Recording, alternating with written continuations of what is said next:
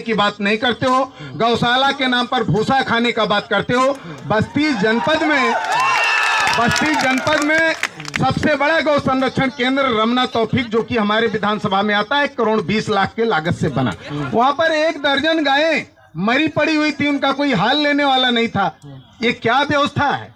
आप गौशाला नहीं सांडशाला बनाते, किसानों के फसल सुरक्षित होते और गौवंशजों का प्रोटेक्शन कम होता।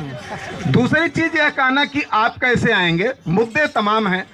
एक बच्चे का रिजल्ट उसकी पढ़ाई पर बनता है कि उसके बाप के मेहनत और कमाई पर बनता है? निश्चित तौर पर बच्चे की पढ़ाई पर बनता है।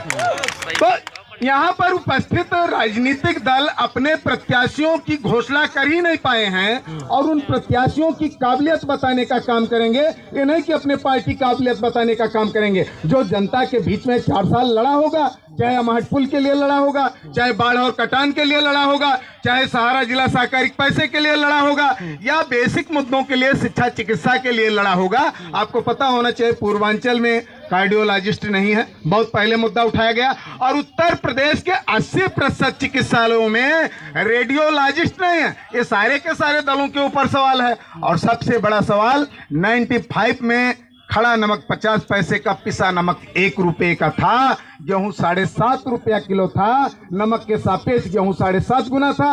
आज नमक गेहूं से ऊपर हो गया है। आप कहते हैं हम किसानों के अच्छे दिन लाएंगे, तो ऐसे अच्छे दिन नहीं आएंगे। ये बस्ती की जनता इस बार एक बड़ा परिवर्तन लाएगी। हरैया तो पहले से आपको पता होना चाहिए कि निर्दल और निर्बल प्रत्याशियों को जिताने के लिए जाना जाता है। यहाँ पर बहुत पहले नारंग सेठ कई मिलों के मालिक चुनाव लड़े थे और उनके खिलाफ एक सामान्य से रामचरित त्रिपाठी चुनाव लड़े थे। तो जनता ने कहा था खाओ पियो नारंग का, वोट दो रामचरित त्रिपाठी का।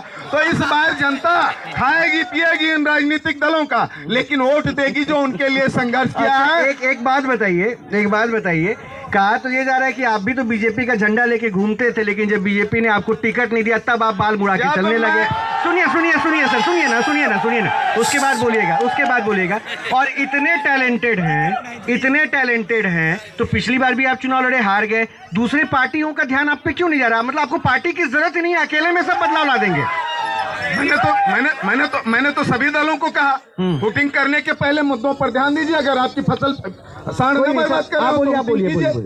मैं बीजेपी में था तो बीजेपी में जब तक मैं था रिकॉर्ड उठा के देख लीजिए, मेरा देन नहीं था, लेकिन जब तक मैं था तब तक पेट्रोल का दाम सस्ता हुआ, सोने का दाम सस्ता हुआ, गैस सिलेंडर फ्री बचा। आज सारे दाम बढ़ रहे हैं।